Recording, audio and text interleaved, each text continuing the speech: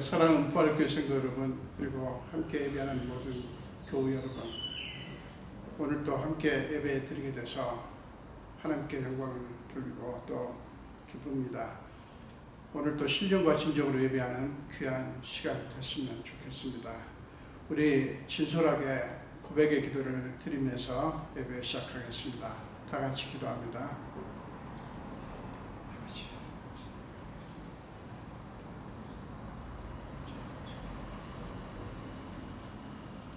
주여, 아버지,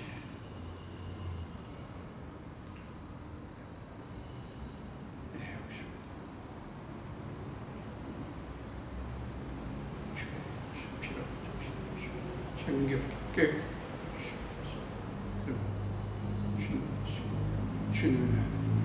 주는 나의 모든 것이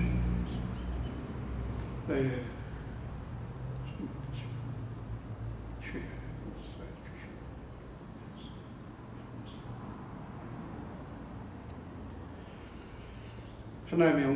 하나님의 용서의 말씀을 들으시기 바랍니다. 허물의 사함을 받고 자신의 죄가 가려진 자는 복이 있도다. 내가 이르기를 내 허물을 여호와께 자복하리라 하고 주께 내 죄를 아뢰고 내 죄악을 숨기지 아니하였더니 곧 주께서 내 죄악을 사하셨나이다. 아멘. 우리 사도신경으로 신앙 고백합니다. 전능하사 천지를 만드신 하나님 아버지를 내가 믿사오며 그 외아들 우리 주 예수 그리스도를 믿사오니 이는 성령으로 잉태하사 동정녀 마리아에게 나시고 본디오 빌라도에게 고난을 받으사 십자가에 못 박혀 죽으시고 장사한 지 사흘 만에 죽은 자 가운데서 다시 살아나시며 하늘에 오르사 전능하신 하나님 우편에 앉아 계시다가 저로서 산 자와 죽은 자를 심판하러 오시리라. 성령을 믿사오며 거룩한 공예와 성도가 서로 교통하는 것과 죄를 사하여 주시는 것과 몸이 다시 사는 것과 영원히 사는 것을 믿사옵나이다. 아멘.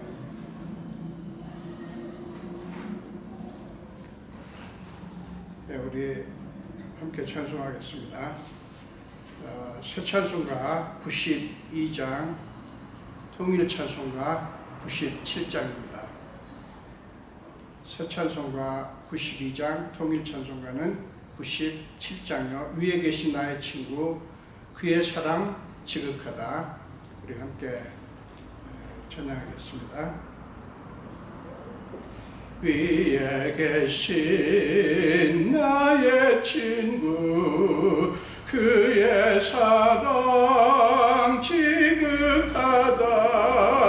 이는 예수 그리스도 나의 구주 나의 친구 사랑하는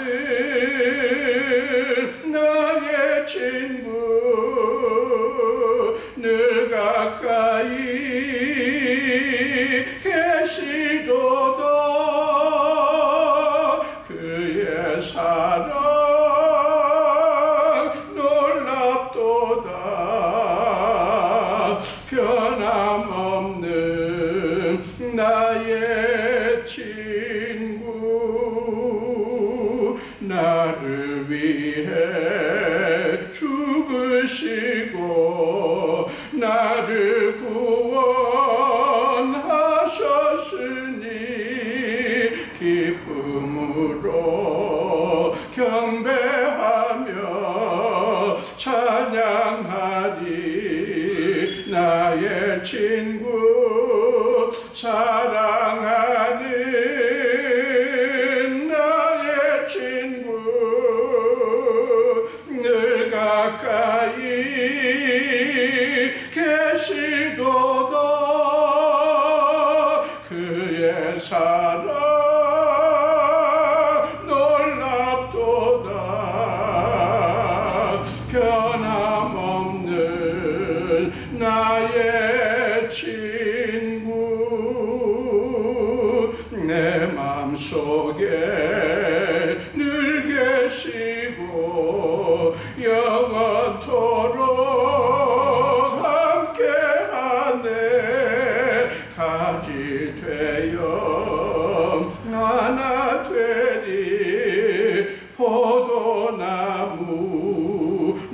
나의 친구 사랑하는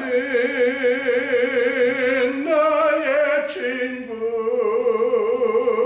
늘 가까이 계시도다 그의 사랑 놀랍도다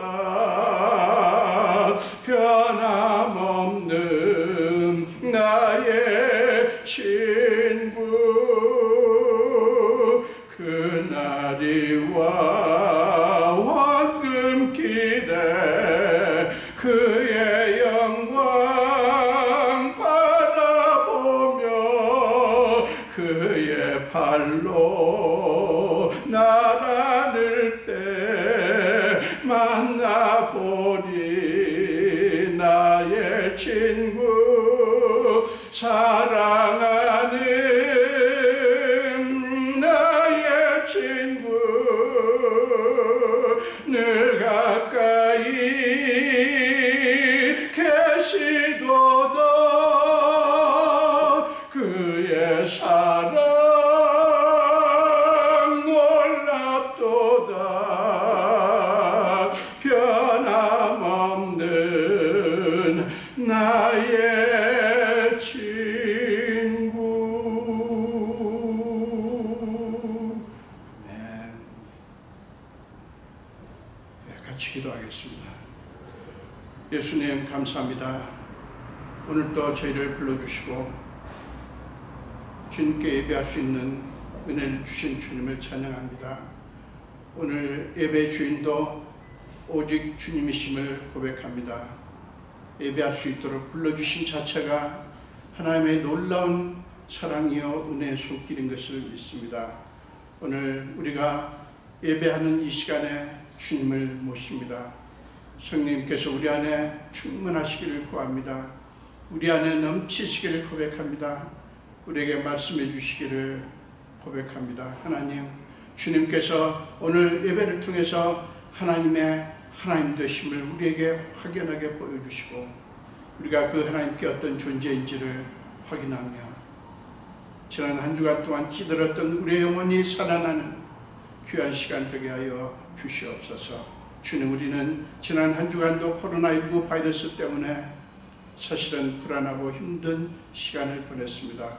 모든 것이 예전 같지 않고 예전에 자연스럽게 쉽게 했던 일들이 지금은 너무나 부자연스럽고 어렵고 온전치 않음을 우리는 지난 한 주간도 경험하면서 하나님을 향해서 탄식과 탄원이 흘러나왔음을 주님 아실 것입니다.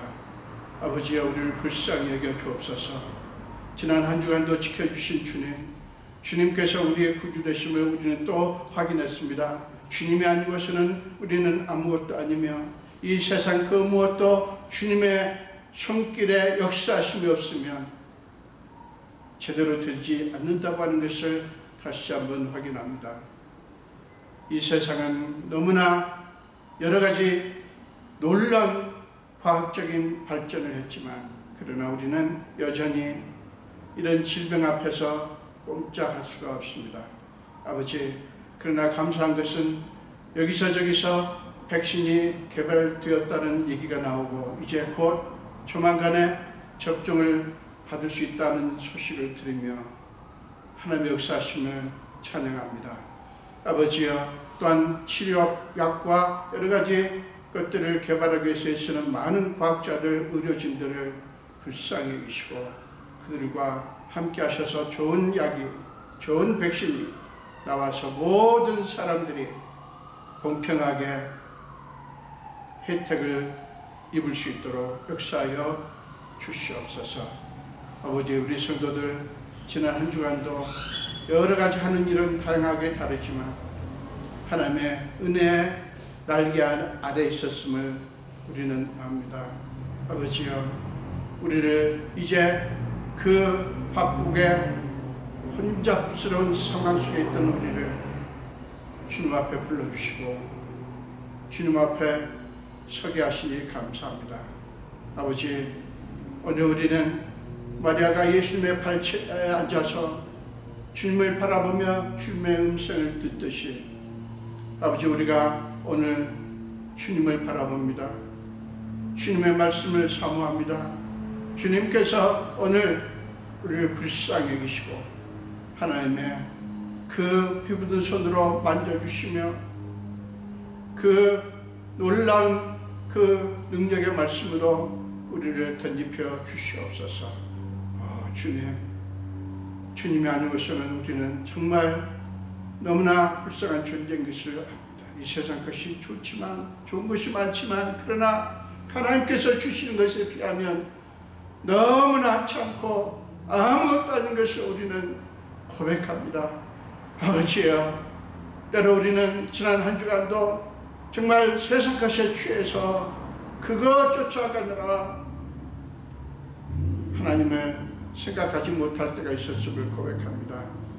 알게 혹은 모르게 하나님 앞에 많은 죄를 졌음도 고백합니다.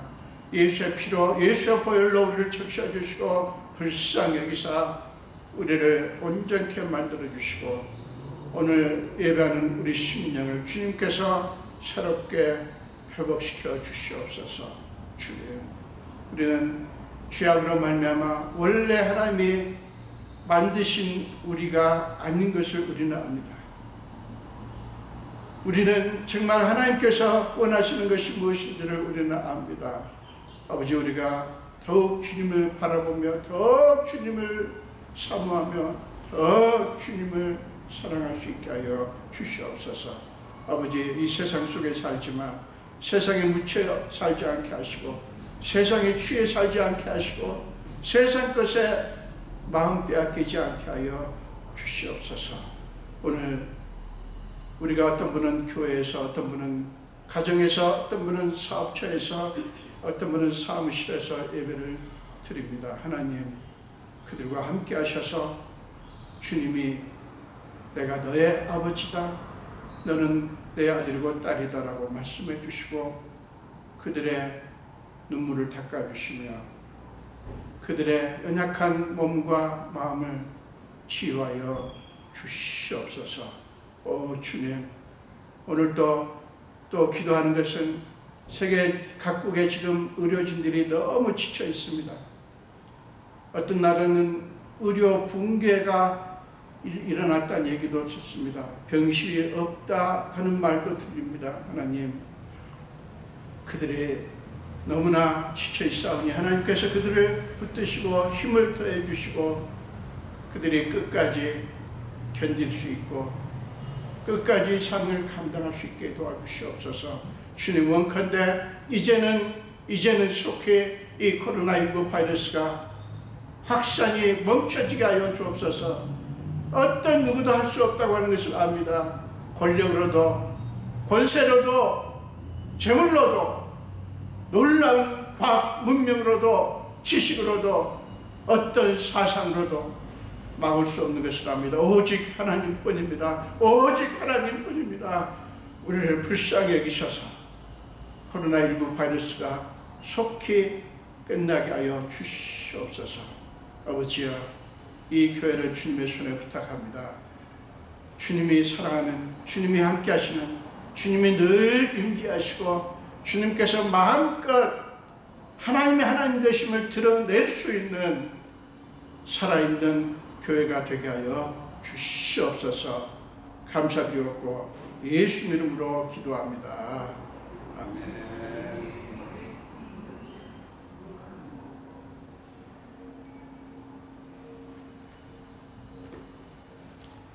우리 함께 나누실 말씀은 마태복음 2장입니다.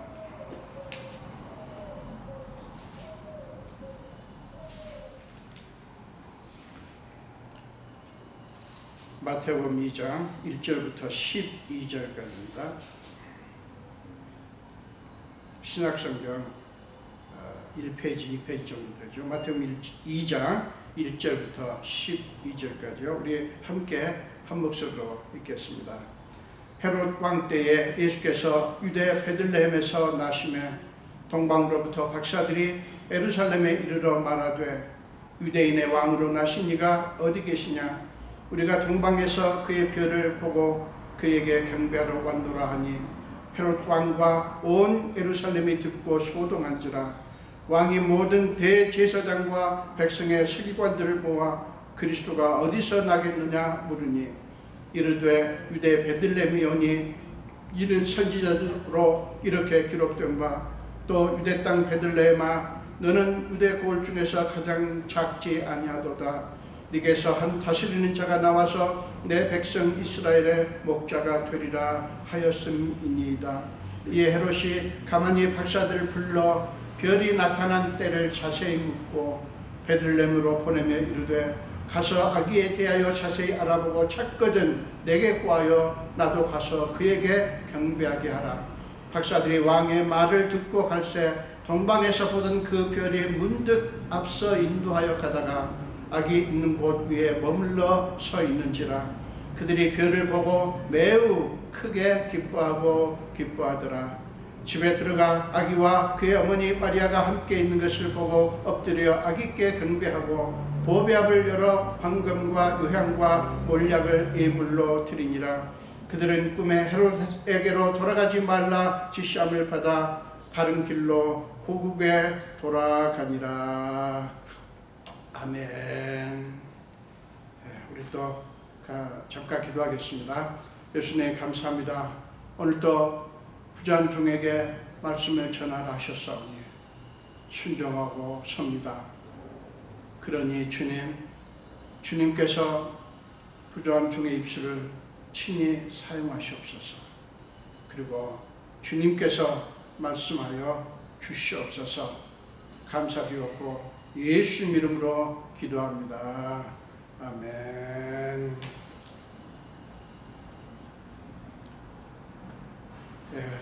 사랑하는 여러분, 오늘도 이 본문 가지고 우리의 시선을 언제나 하나님께, 우리의 마음을 언제나 하나님께, 이런 제목으로 함께 은혜를 나누기를 원합니다. 본문은 사복음서에서 유일하게 마태복음에만 기록된 유명한 동방박사 이야기입니다. 이 동방박사 이야기가 특별한 것은 도대체 무엇이 그들에게 유대 땅에 태어난, 자기 나라도 아니고요, 유대 땅에 태어난 한 아기를 경배하러 오도록 만들었을까 하는 점입니다. 그들은 이방인들이고 자기 나라 일도 아니에요. 그런데 자그마치 1500마일이 넘는 2400km가 넘는 그 멀고 위험한 길을 무엇 때문에 주저없이 오려고 했을까 하는 것이죠. 그들은 그 일이, 그 아기를 경배하는 일이 그만큼 가치 있고 중대하다고 믿었기 때문일 것입니다. 바로 그 점이 이 이야기를 특별하게 만들어줍니다. 이 이야기의 시대적인 배경은 우리가 잘 아는 대로 로마 식민지인 유다의 분봉왕 헤롯이 유다를 다스리던 그런 시대입니다. 박사들은 멀고 험한 길을 지나 유다의 수도 예루살렘에 도착을 했지요. 그들은 거기서 유대인의 왕으로 나신 이가 어디 계시냐라고 묻습니다. 우리가 동방에서 그의 별을 보고 그에게 경배하러 왔다고 그들의 여행 목적을 명확하게 밝힙니다. 그들은 오랫동안 별을 연구하면서 지금 이 시점에 어떤 특별한 인물이 유대 땅에서 태어난다고 하는 것을, 그 사실을 발견을 했을 것입니다. 그들은 그 발견으로 멈추지 않고 그를 경배하겠다고 하는 결정을 했을 것이고, 그래서 그 멀고 험한 길을 마다하지 않고 여기까지 왔을 것이라고 하는 것을 우리는 알 수가 있습니다. 그들이 찾아온 곳이 어디입니까? 왕궁이 있는 예루살렘입니다. 왜 그곳으로 왔겠습니까? 유대인으로 왕으로 태어난 아기니까 당연히 왕궁에서 태어났을 것이라고 믿었기 때문이죠. 그렇지 않겠어요? 그러나 그곳은 그들이 생각했던 그 아기가 태어난 곳이 아니었습니다. 그들은 잘못 짚었던 것이죠. 그렇다면 여러분, 그들의 문제는 무엇이었을까요? 2절과 9절, 10절에 나오는 별의 존재에서 우리는 그 이유를 찾을 수 있습니다. 2절 보면 그들은 동방에서 그의 별을 보고 그에게 경배하러 왔다고 했고요. 9절에는 동방에서 보던 그 별이 문득 앞서 인도하여 라고 했고요. 그리고 10절은 그들이 별을 보고 매우 크게 기뻐하더라. 그렇게 말씀을 합니다. 자, 이제 보이십니까? 그들은 먼 곳에서부터 오직 그 별을 보면서 그 별을 따라 여기까지 온 것입니다. 그것을 그 먼 동방을 떠나게 된 것도 별의 존재 때문이었고요. 그 멀고 험한 길을 통과해서 유대 땅까지 온 것도 그 별의 인도함 때문이었습니다. 그런데 어느 순간 그들은 더 이상 별의 인도를 필요로 하지 않았습니다. 유대인의 왕이 될 아기가 태어난 거니까 그것은 당연히 왕궁일 것이다 라는 그들의 확신 때문에 그들은 더 이상 별을 바라보지 않았죠. 여러분, 바로 그것이 그들의 실수였습니다. 그들은 계속해서 별을 바라봤어야 했던 거예요. 그런데 별을 보던 눈길을 버리고 자기들의 합리적인 판단을 따라 행동을 한 것입니다. 자기들의 판단에 대한 확신이 별을 바라보지 않도록 만든 거예요. 여러분, 충분히 이해가 되지 않습니까? 유대인의 왕으로 나시기에는 왕궁이 적합한 곳이니까요. 그러니까 거기라고 믿을 수밖에 없었던 것이죠. 그런데 그들이 실상을 파악한 것은 그들이 온 목적을 밝혔을 때입니다. 우리가 동방에서 이렇게 그의 별을 보고 왔는데 그를 경배하러 왔다. 이렇게 자기들의 목적을 밝혔을 때 이 왕국에서 그리고 온 예루살렘에서 큰 소동이 일어난 거예요. 이걸 보면서 그들은 자기들이 잘못 짚었다고 하는 것을 파악을 했죠. 자기들이 실수했다고 하는 것을 안 것이죠. 여러분, 그들이 얼마나 당황스러웠을까요? 헤롯 왕은 이 문제를 위해서 대제사장과 백성의 서기관들을 불러 모읍니다. 왕은 박사들의 말에서 심상치 않은 일이 지금 벌어지고 있구나 하는 것을 느낀 거예요. 그래서 박사들의 말을 도저히 그냥 무시할 수가 없었던 것이고요. 이게 보통 일이 아니다라고 생각을 한 거죠. 자, 그런데 여러분, 참 우리가 주목할 것은 왕의 질문입니다. 이 헤롯 왕이 어떤 질문을 합니까? 그리스도가 어디서 나겠느냐 이렇게 묻습니다. 그리스도가 어디서 나겠느냐. 자, 박사들은 유대인의 왕으로 나신 이가 어디 계시냐, 유대인의 왕을 물었는데 그들은 헤롯 왕은 그리스도가 어디서 나겠느냐. 그러니까 유대인의 왕을 헤롯 왕은 그리스도라는 그 명칭으로 이렇게 이해를 하고 묻습니다. 헤롯은 박사들의 말에서 선지자들의 예언을 떠올렸던 것입니다. 여러 예언서에는 특별히 이사야서 같은 데 보면 메시아, 이 헬라어로는 그리스도죠. 메시아의 탄생에 대한 예언들이 있었고요. 그래서 이스라엘 백성들은 오래전부터 이 메시아, 즉 그리스도를 기다리고 있었습니다. 물론 헤롯 왕도 그것을 알고 있었고요. 대제사장과 서기관들은 주저없이 대답을 합니다. 유대 베들레헴입니다. 그런데 그 일은 이미 미가 선지자가 예언한 것이라고 대답을 하면서 미가 선지자가 예언한 부분을 정확하게 얘기를 해주죠. 또 유대 땅 베들레헴아, 너는 유대 고을 중에서 가장 작지 아니하도다. 네게서 한 다스리는 자가 나와서 내 백성 이스라엘의 목자가 되리라. 자, 여러분 이 장면을 한번 보십시오. 이 문제를 풀기 위해서, 이 문제가 뭔가 하는 것을 알기 위해서 사실은 종교 지도자들이, 대제사장과 서기관들이 뭔가를 해야 되는데 그들이 아니라 헤롯 왕이 뭔가를 시도합니다. 왜 그랬겠어요? 사실은 헤롯 왕은 자기의 이 박사들의 이야기 속에서 자기의 왕권에 대한 위협을 느낀 거예요. 그러니까 그리스도라고 하는 그런 명칭을 사용하면서도 사실은 자기의 왕위가 위협을 받고 있다, 이렇게 느낀 것이죠. 그런데 그러면 왜 종교 지도자들은 아무것도 하지 않았냐? 그때 당시에 이스라엘의 영적인 그런 분위기를 느끼게 해주는 장면이죠. 종교는 있지만 사실은 신앙은 죽었다고 하는 것을 보여주는 것이죠. 자, 어쨌든 그래서 헤롯은 비밀스럽게, 공개적으로 안 해요.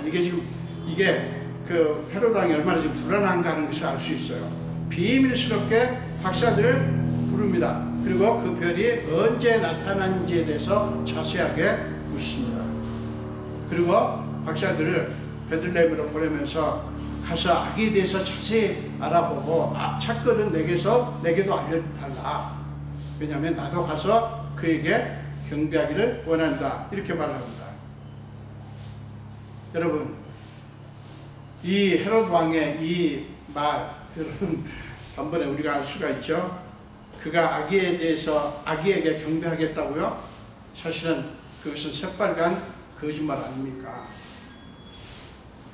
사람이 거짓말을 할수록 더 진실되고 더 진지하고 더 아주 정확한 것처럼 그렇게 하죠.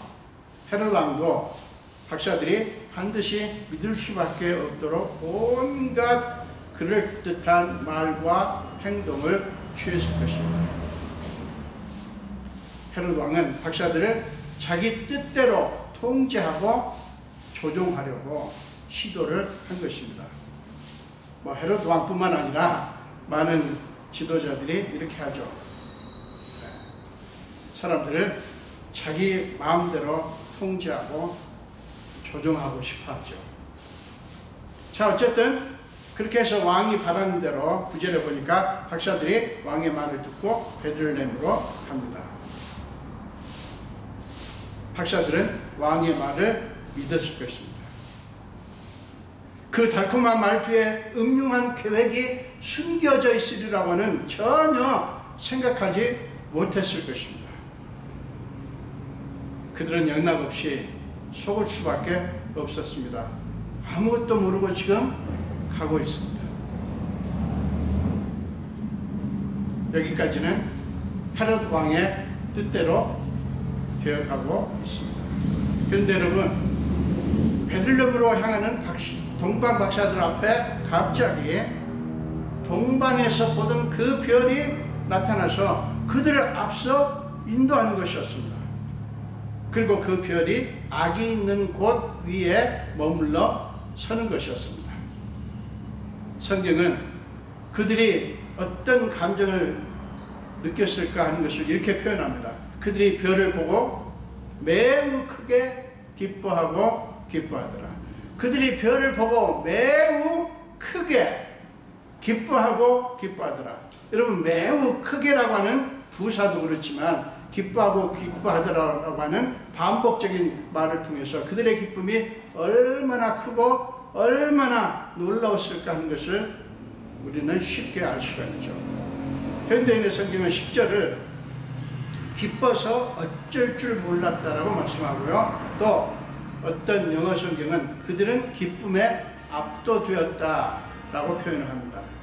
여러분, 이 기쁨에 압도되었다는 이 표현은 쉽게 말하면 그들의 마음이 기쁨으로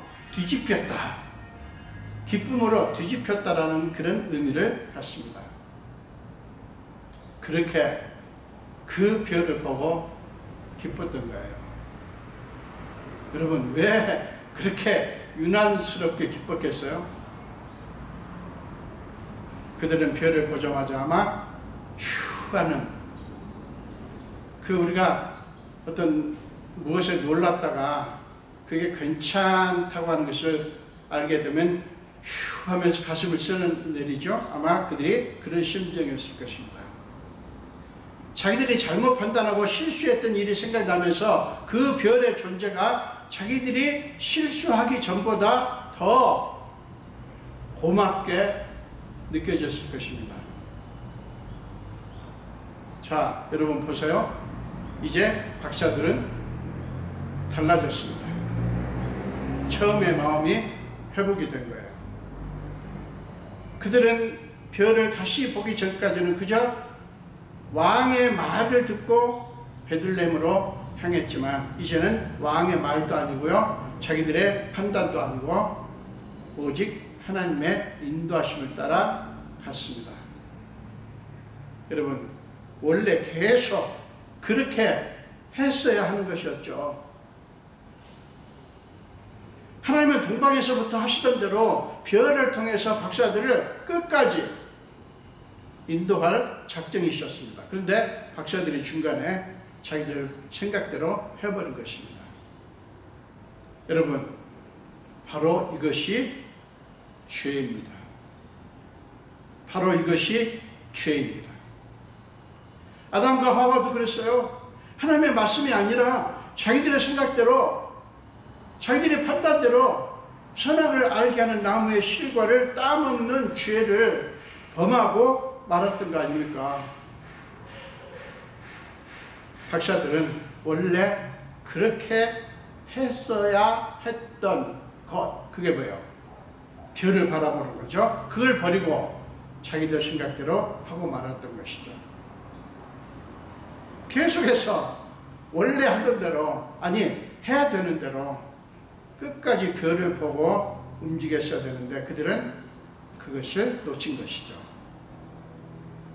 사랑하는 여러분, 실수한 박사들에게 하나님께서 어떻게 하셨습니까? 여러분, 이게 굉장히 중요합니다. 분명히 박사들은 실수했어요. 그런데 이런 박사들에게 하나님께서 어떻게 하셨는가를 우리는 주목을 해야 됩니다.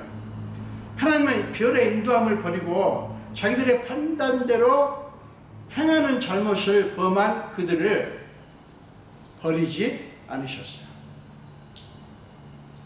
그리하여 그들의 실수는, 즉 하나님의 은혜 때문에 그들의 실수는 사실은 필연적으로는 엄청난 실패로 끝나야 되는데, 아니요, 하나님의 은혜 때문에 그들의 실수는 완전한 실패로 이어지지 않았어요.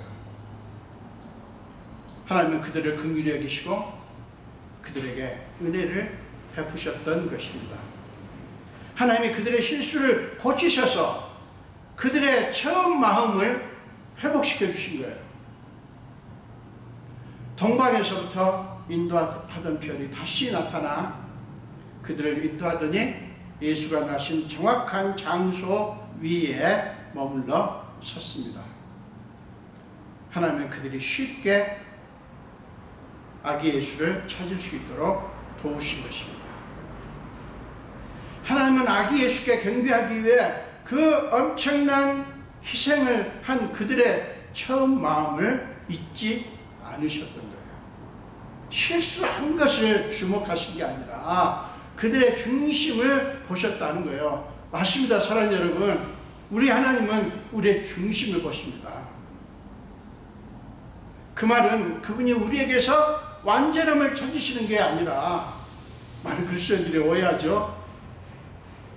하나님께서 우리에게서 완전한 모습을 찾으시는 것처럼 오해를 합니다. 물론 하나님이 완전하니까 우리도 완전해야 되는 건 맞습니다. 그러나 하나님께서 그걸 찾으시지 않아요.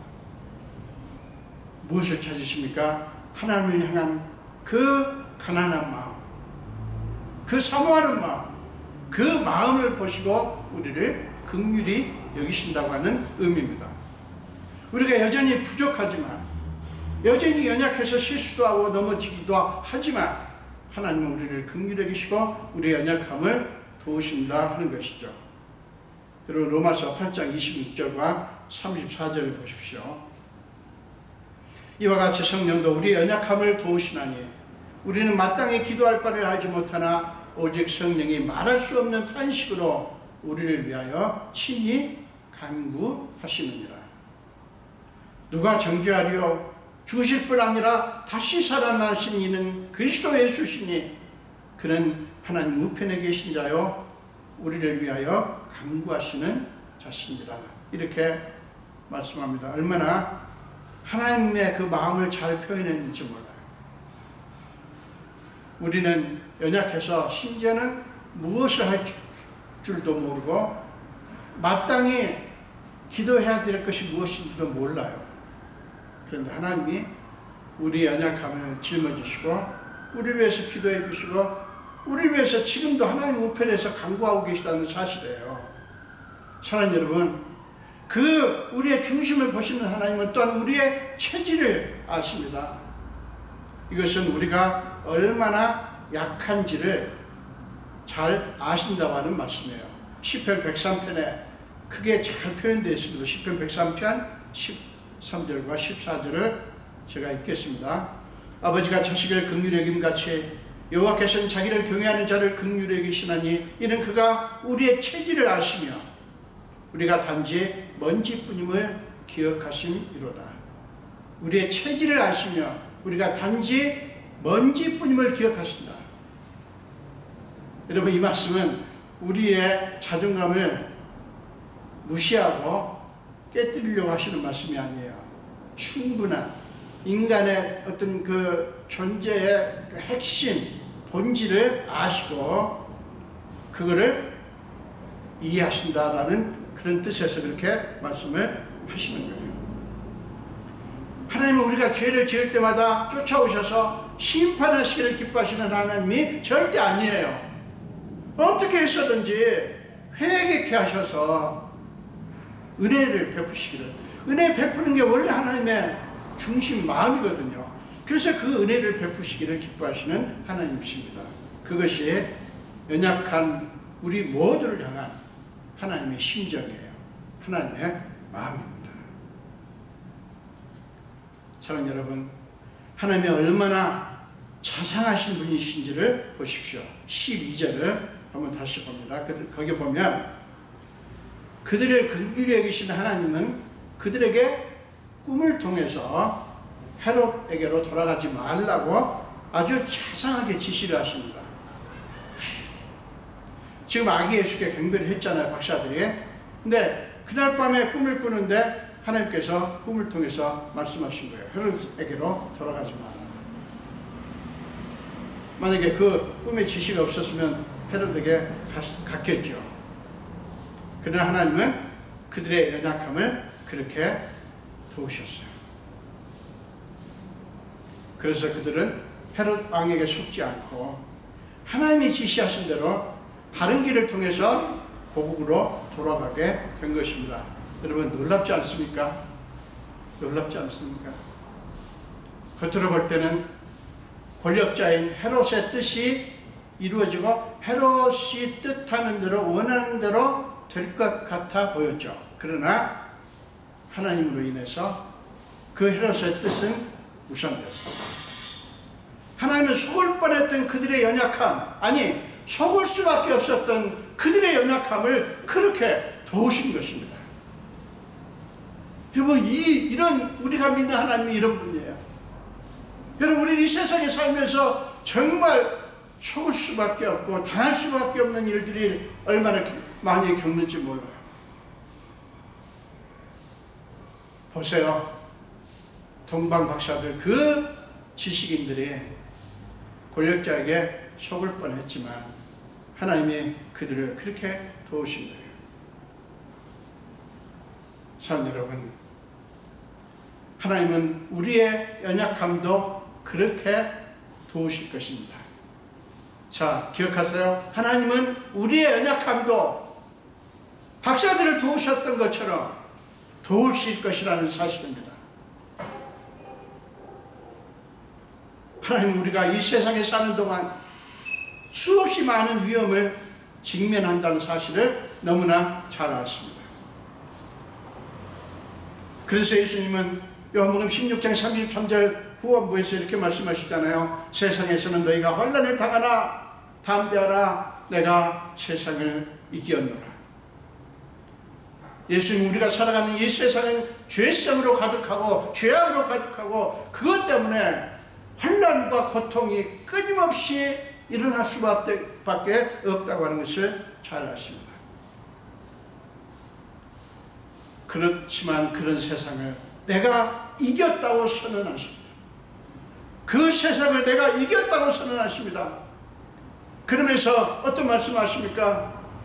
세상을 이긴 내가 세상 끝날까지 너희와 함께 할 것이니 너희는 나를 믿고 두려워하지 말고 담대하라고 말씀하시는 거예요. 여러분, 이 말씀은 사실은 내가 너희를 도울 것이고 지킬 것이라고 하는 하나님의 약속이에요. 여러분, 박사들에게 있어서 그들의 목적을 이룰 수 있는 길은 무엇이었습니까? 끝까지 그들을 인도하던 별을 놓치지 않는 것이었습니다. 그렇지 않습니까? 만약에 하나님이 그들이 실수한 대로 그냥 내버려 두었으면 그들의 고상한 목적, 메시아가 탄생한 그 사실을 목도하고 그분께 경배하고자 하는 그 고상한 목적은 이루어지지 않았을 거예요. 사랑하는 여러분, 우리 그리스도인들에게도 똑같은 원칙이 적용됩니다. 사랑하는 여러분, 그리스도인에게 가장 위험한 유혹이 뭔지 아십니까? 그리스도인들에게 가장 위험한, 그리스도인들이 경계하고 경계해야 될 그 유혹이 뭔지 아십니까? 그것은 우리 생각에 좋은 대로, 우리가 보기에 좋은 대로 행하는 거예요. 많은 사람들이 그렇게 합니다. 근데 그게 가장 위험한 유혹이에요. 그리스도인에게 생명처럼 중요한 것은 인간적인 상식이나 관습이나 전통이나 경험이나 지식이나 생각이나 관점이 아니라 오직 하나님의 말씀 그리고 하나님의 인도하심을 주목하고 그 인도하심을 따르는 것입니다. 여러분, 한동안 신앙생활 참 잘 하시다가 넘어지는 그런 분들이 덜어 있죠. 여러분, 그 까닭이 뭔지 아십니까? 여러 가지가 있을 수 있지만 박사들처럼 어느 순간부터 하나님의 인도하심이 아니라 내 생각, 내 관점, 내 판단을 따라 행동하기 때문에 그렇습니다. 이사야서 선지자는 이사야 2장 22절에서 이렇게 외칩니다. 너희는 인생을 의지하지 말라. 그의 호흡은 코에 있나니 새말 가치가 어디 있느냐. 또 이사야서 51장 12절 이하에 보면 너희를 위로하는 자는 나 곧 나이니라. 너는 어떠한 자이기에 죽을 사람을 두려워하며 풀같이 될 사람의 아들을 두려워하느냐. 하늘을 펴고 땅의 기초를 정하고 너를 지은 자 여호와를 어찌하여 잊어버렸느냐. 여러분, 하나님을 잊어버리고 사람을 의지하면 어떤 결과를 만날지 잘 아시기 때문에 이렇게 안타깝게 외치는 거예요. 어찌하여 하나님을 잊어버렸느냐. 너희를 위로하는 자는 나인데 왜 엉뚱한 이 세상과 인간을 의지하고 두려워하느냐. 여러분, 두려워한다고 하는 것은 의지하는 것입니다. 너희는 인생을 의지하지 말아라 라고 안타깝게 외치는 거예요. 하나님은 알아요. 우리 인생이 하나님을 떠나면 우리의 시선이 하나님에게 고정되지 않고 우리 판단과 생각으로 하게 되면 어떤 결과가 나올지 너무 아신다고요. 그래서 내버려 둘 수가 없는 거예요. 사랑하는 여러분, 우리는 다음 주일에 성탄주일을 맞습니다. 올해는 우리가 크리스마스 이브 예배는 드리지 않기로 했습니다. 다음 주일에 20일이죠. 성탄주일을 맞습니다. 여러분 빌립보서 2장 7절 말씀을 보면 우리를 위해서 이 세상에 오시기 위해서 예수님은 자기를 비워 종의 형체를 가지셔야 했다라고 말씀합니다. 하나님이시지만 우리처럼 되시기 위해서, 우리와 똑같이 되시기 위해서 그 예수님은 하나님 되심을 버리시는 방식을 택하셨다는 것입니다. 자기를 비웠다고 하는 것은 자기 스스로를 아무것도 아닌 존재로 만들으셨다 하는 말씀이에요. 여러분, 우리를 위해서 그렇게 오신 예수님을 경배하는 길에 우리가 준비할 것은 무엇일까요? 다른 게 아니라 그분을 향한 순전한 몰입입니다. 우리의 전심입니다. 온 마음이에요. 순도 100%에 신뢰하는 마음, 하나님만 생각하는 마음을 말하는 거예요. 너무나 좋아 보이는 이 세상 것들에 한눈 팔지 않는, 이 세상 것들에 한눈 팔지 않는, 마음 주지 않는 순도 100%에 하나님만 신뢰하는 마음, 이것을 우리가 준비해야 할 것입니다. 오직 예수님께 우리의 시선을 집중시키고 고정시키고 오직 그분에게 우리의 깊은 마음, 깊은 사랑을 드리는 것입니다. 여러분, 그것이 그분에게 드릴 가장 귀한 선물입니다. 이사야 선지자는 이사야서 29장 13절에서 이 백성이 입으로는 나를 가까이 하며 입술로는 나를 공경하나, 이 말은 아주 기가 막힌 거예요. 하나님을 경배하는 게, 하나님을 사랑한다고 하는 게 이 말로 보면 너무나 기가 막히게 사랑하는 거예요. 그러나 하나님 뭐라고 합니까? 그들의 마음은 내게서 멀리 떠났나니. 마음은 없는 거예요. 말로 어떤 행위로는 하지만 마음은 딴 곳에 있는 거예요. 여러분, 오늘날 예수를 믿는 그리스도인들 중에서 그런 분들이 얼마든지 많을 수 있습니다. 열심히 교회 섬기고 기가 막히게 정말 기도도 하고 성경도 읽고 하지만 마음은 딴 곳에 있는, 그것을 우리한테 보여주는 거예요. 여러분, 이사야서 29장 13절 말씀 기억하십시오. 자기 백성들에게서 진실된 마음을 찾으시는 이 하나님의 간절한 마음이 여러분 느껴지십니까? 얼마나 하나님께서 우리의 온전한 마음, 이거를 보기를 원하시는가. 이게 이사야서 29장 13절의 하나님의 말씀에서 우리는 느껴야 됩니다. 사랑하는 여러분, 이번 성탄절에 우리의 속마음을 온전히 그분께 드리시기를 바랍니다. 많은 그리스도인들이 자기도 속이고 다른 사람들도 속이고 심지어는 하나님까지 속이려 듭니다. 실제로 마음은 그렇지 않은데 화려한 종교적인 언행이나, 여러분 뭔지 아시죠? 사람들 보기에 눈에 띄는 어떤 종교적인 행위를 가지고, 이것도 아시죠? 뭔지? 누가복음 18장에 바리새인이 그랬잖아요. 그 사람들은 기도도요, 사람들이 많이 모이는 시장에서 손을 들고 막 기도하고 하나님 찬양하고 막 그럽니다. 그렇게 그런 것으로 예수님을 속이고 감동시킬 수 있다고 생각하는 사람들이 의외로 많습니다.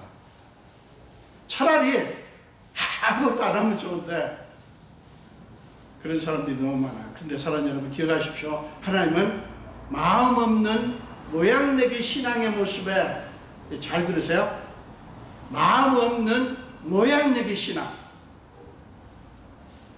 모습에 전혀 속지 않으시고요. 물론 감동도 하지 않으시죠. 이사야서 1장에 보면 그런 모습을 향해서 예수님이 이렇게 외칩니다. 역겹다. 도저히 견디지 못하겠다. 그러지 말라는 것이죠. 나는 너희의 마음을 원하지, 너희가 드리는 제사 행위, 입술로 하는 그 사랑 말고 마음을 원한다고 하는 하나님의 애절한 호소예요. 여러분, 책망이 아니라. 이제 저는 설교를 마치면서 누가복음 10장 38절부터 42절까지 나오는 마르다와 마리아의 이야기를 다 하진 않겠고요. 거기 그 누가복음 10장 38절 이하 말씀을 좀 생각해 보기를 원합니다. 거기 보면 특별히 39절에 마리아는 지금 원래 자기 언니와 예수님과 그 제자들, 그 자기들이 초대한 손님들을 위해서 음식을 만들기로 했어요. 근데 마리아는 어느 순간 그 사실을 잊어버려요. 왜냐하면 예수님에게 몰입하느라고. 그래서 그분의 발치에 앉아서 그의 말씀을 들으며 그분에게 몰입되어 있었습니다. 얼만큼요? 어느 정도요? 지금 자기가 무엇을 해야 되는지를 잊어버릴 만큼.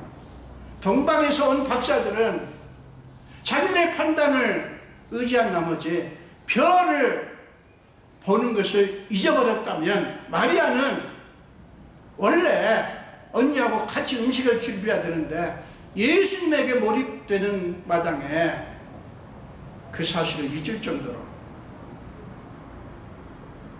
무엇을 강조합니까? 마리아가 예수님에게 그렇게 집중했다는 것이죠. 이 마리아의 모습은 성탄절을 맞는 저와 여러분 모두에게 중요한 모델을 제시하고 있습니다. 사랑하는 여러분, 저는 설교를 끝내면서 여러분에게 매우 중요한, 그렇지만 어쩌면 여러분의 마음을 무겁게 할 수도 있는 질문을 던지려고 합니다. 여러분 잘 들으셔야 돼요. 무엇이 여러분에게서 하나님을 향해야 하는 여러분의 정성과 사랑과 시간과 돈을 빼앗아갑니까? 자, 이 질문을 바꿔보겠습니다. 여러분은 반드시 하나님께로 향하게 해야 하는 여러분의 정성, 여러분의 사랑, 여러분의 시간, 돈을 무엇에다 갖다 바치십니까? 여러분, 이 질문 힘드시죠?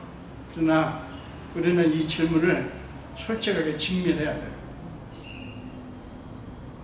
오늘날 예수를 믿는 저와 여러분 모두의 문제일 수 있거든요. 저도 제 마음속에서 이 문제를 직면합니다. 오직 내 마음이 하나님께로만 향해야 되는데 그 마음을 어디다 갖다 바치고 있는가? 그게 뭐가 그렇게 좋다고? 그거를 하나님께 가지고 가야 되는데 하나님께는 그렇게 인색하면서 열정적으로 거기다 갖다 바치는가 하는 거예요. 여러분, 저도 책망하는 게 아니라 하나님의 심정으로 외치는 겁니다. 여러분, 우리 신앙의 목표는 그 모든 어긋난 질서를 바로잡고 고치고. 어긋났어요. 이게 하나님이 원래 정하신 질서가 아니에요. 원래 하나님께서 원하셨던 우리도 아니고요. 죄 때문에. 그거를 바로잡는 게 회개고요. 신앙이라고 하는, 신앙생활을 한다고 하는 것은 끝없이 그 작업을 하는 거예요. 어긋난 질서를 고치는 작업. 이번 성탄절에 특별히 여러분, 우리가 그 작업을 아주 제대로 한번 하자고요. 그래서 우리의 원래 자리를 회복하는,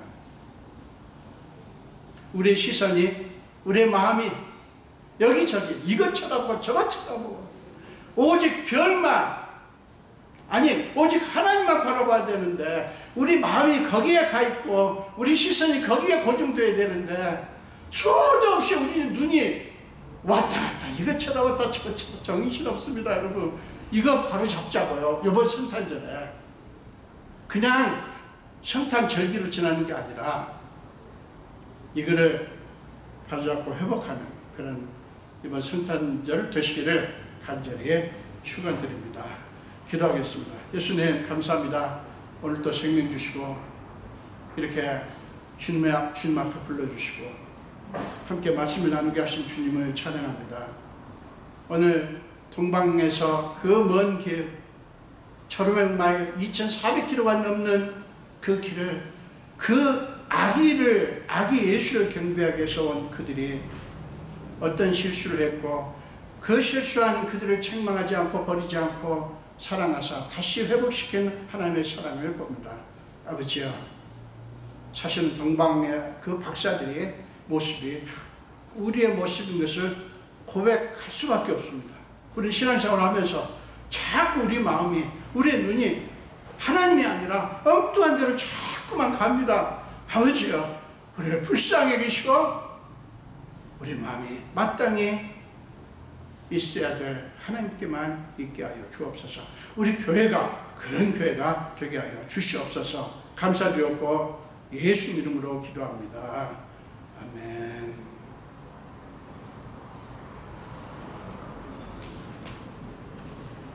우리 27장 찬송가 1절만 하시면서 주님 앞에 예물을 드리겠습니다. 27장입니다. 빛나고 높은 보좌와 27장이요.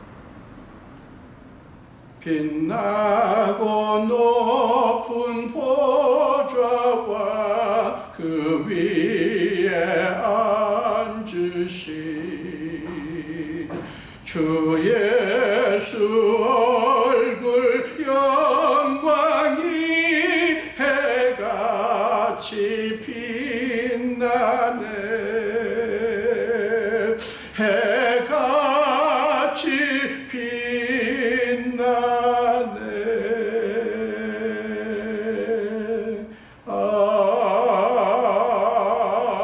아멘.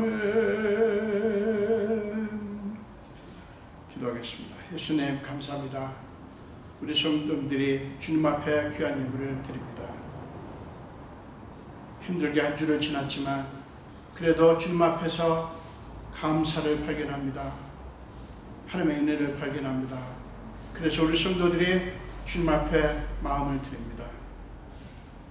이 예물의 의미가 무엇인지 아시고 이 예물을 드린 우리 형제 자매님들의 형편을 아시는 주님, 하나님의 사랑하는 자녀들이오니 하늘을 여시고 하나님께서 하나님의 수준으로 하나님의 방식대로 마음껏 축복하여 주옵소서.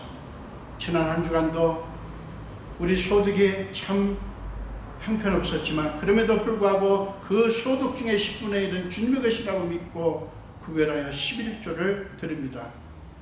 말라기 3장 10절에서 하나님이 친히 하신 약속대로 저들의 삶의 창고가 넘치게 하여 주시옵소서. 감사드리고 축복하며 예수 이름으로 기도합니다. 아멘.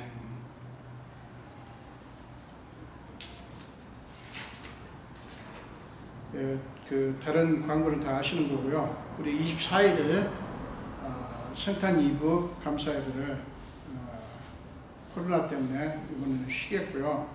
근데 이제 31일 송구영신 예배도 어떻게 할까 많이 고민을 했고 의논을 했는데요. 이 송구영신 예배는 아무래도 드리는 게 좋겠다는 결론을 내렸습니다. 그래서 31일 밤 11시에 송구영신 예배는 드리도록 그렇게 하겠습니다. 나머지는 여러분들이 아시는 광고니까요. 계속 또 선교 사역을 위해서 계속 기도해 주시기를 부탁을 드립니다. 우리 일어나셔서 마지막 찬송 하시겠습니다. 새 찬송가 104장이고요. 예, 토요일 찬송가도 104장이네요. 곧 오소서 임마누엘 찬송하겠습니다. 곧 오소서 임마누엘 오 구하소서 이스라엘 그 포로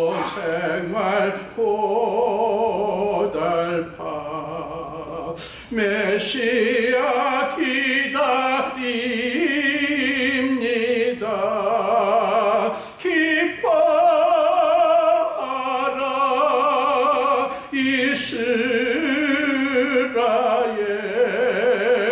곧 오시리 오 임마누엘.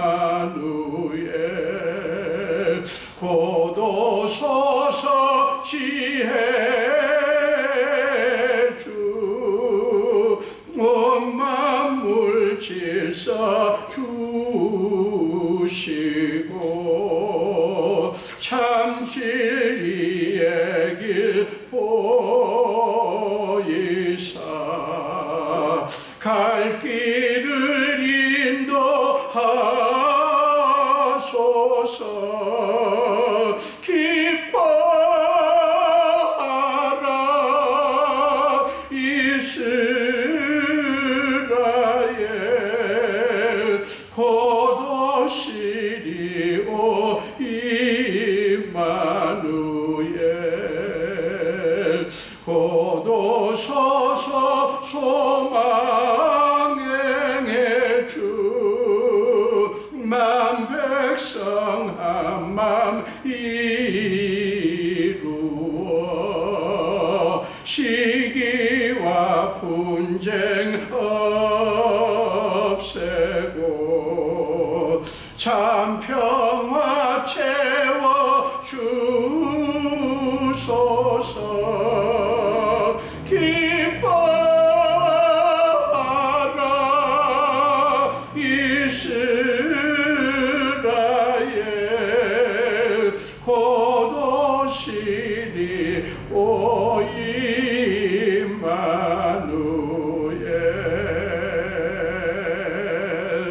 아멘.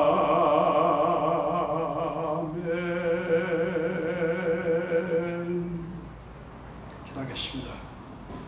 지금은 우리 주 예수 그리스도의 크신 은혜와 하나님 아버지의 극진하신 사랑하심과 우리 삶 속에 날마다 기꺼이 들어오셔서 우리의 모든 무거운 짐과 연약함을 다 짊어지시고 우리 위해서 탄식함으로 간구하시는 성령님의 감화 감동 역사하시니 오늘 예배를 드리며 특별히 말씀을 듣고 이제 날마다 오직 하나님께만 우리의 시선을 고정하고 우리 마음을 드리기로 작정하는 우리 성도들 머리 위에와 우리 온 교회 위에 지금부터 영원토록 함께 하시기를 간절히 축원하옵나이다.